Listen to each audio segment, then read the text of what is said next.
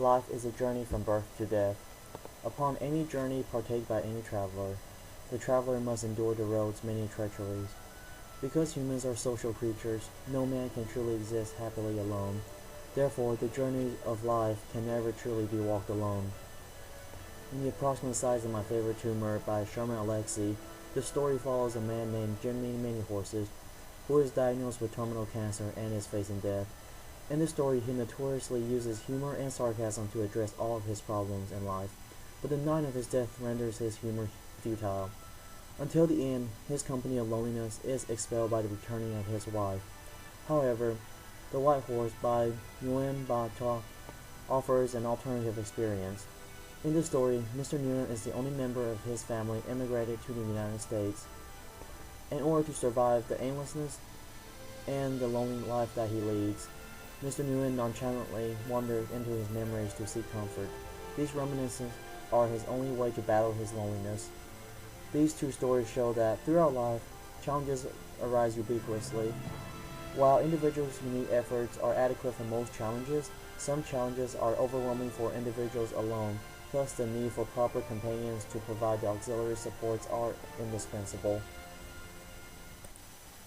Humor is one of the oldest and most effective ways to cope with unfortunate events. Alexia describes that humor was an antiseptic that cleaned the deepest of personal wounds.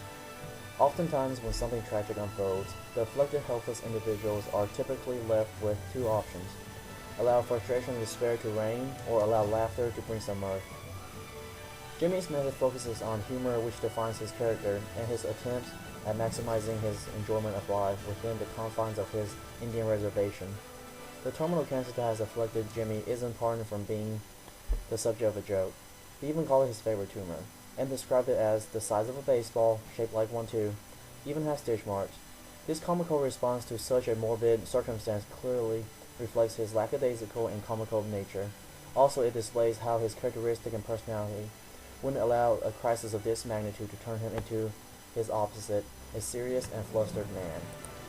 Alternatively, reminiscing is a method used by people who have several experiences in life. As shown by Tronc, Mr. Nguyen has experienced a more enjoyable and eventful life in Vietnam, but he is stranded in the United States.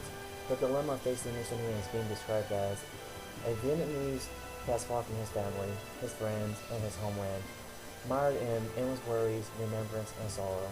In his current life, it is apparent that he has no desire or interest in maintaining his life because he doesn't file his taxes on time, does no accounting, and receives over 40 tickets for moving violations.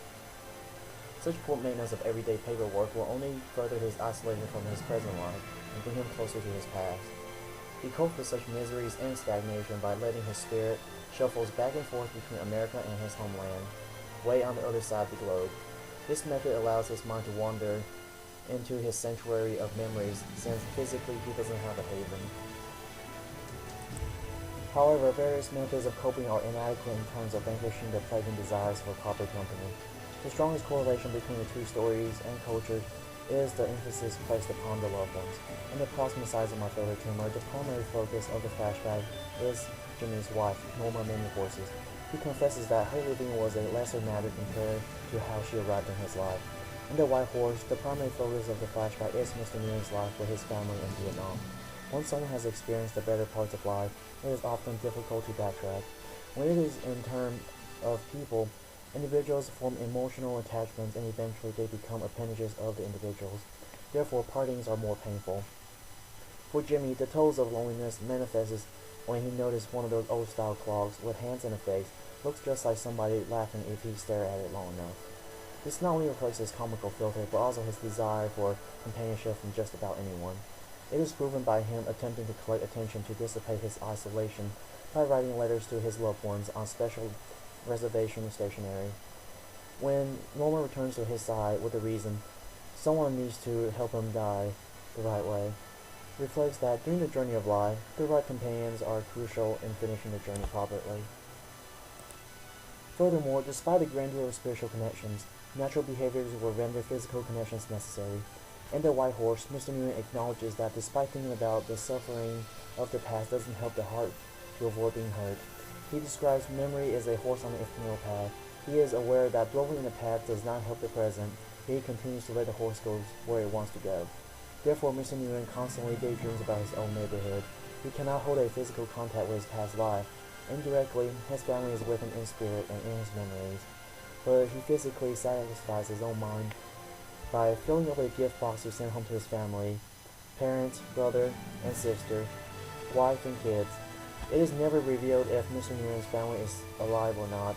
Culturally, this may influence his actions. In Asian cultures, when someone dies, the person still receives materials by placing the items on his or her grave. In this sense, the dead is never forgotten, nor is the dead being excluded from the rituals of the living.